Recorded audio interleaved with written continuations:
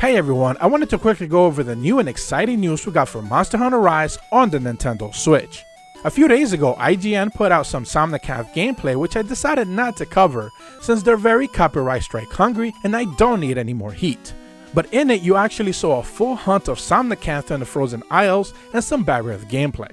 However, yesterday they decided to follow that up with some actual old school interviews with director Ichinose and other developers, talking about the game with tons of interesting factoids that came to light, and I actually wanted to go over them. First, we got confirmation that the game did in fact begin its development cycle long before Monster Hunter World actually launched, which we actually heard about during the original leaks, but what we didn't know is that they planned for the game to have separate loading screens for each one of the areas, just like in the old school games. But since World became such a huge hit, they realized that one seamless map was the better option.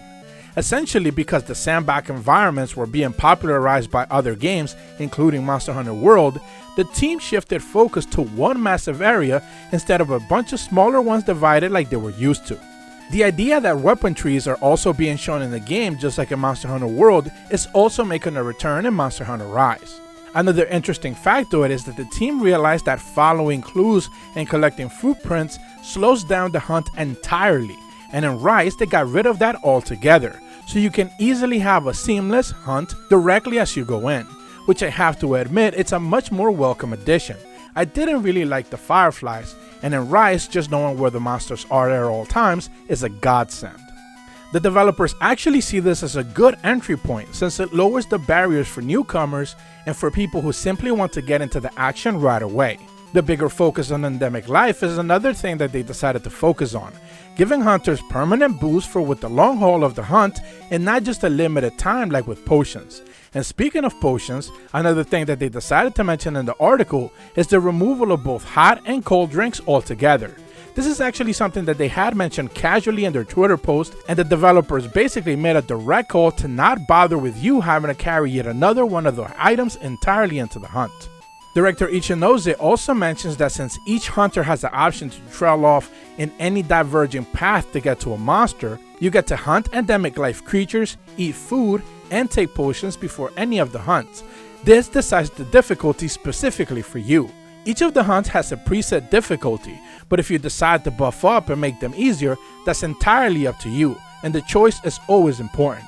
Another thing that they mention is that the difficulty of the village quest has been severely lowered, so they serve as a good entry point for new players. That doesn't mean that the game is made easier by the end, but it's the best way to get started via solo hunt and get a grip on the mechanics.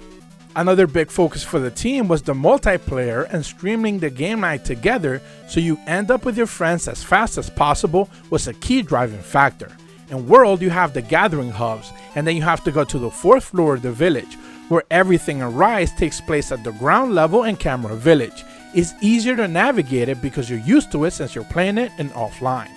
Not only is the entire village open to you and your friends in online multiplayer, but the training area, which houses even more options than ever before and even tutorials, is easy to recommend and get started with.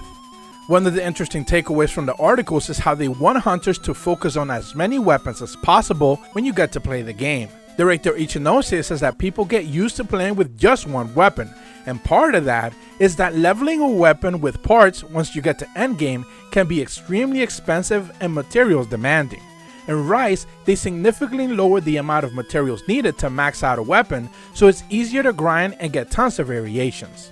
So yeah, that's actually all the information that they decided to cover in the article. I'll leave a link in the description below so you guys can actually read it if you decide to. But it was interesting that they provided us with a bunch of information that it wasn't necessarily groundbreaking, but if you decide to go in big on this game, it's pretty good to know. If you're new to my channel, be sure to leave a like and subscribe, and as always, thank you so much for watching.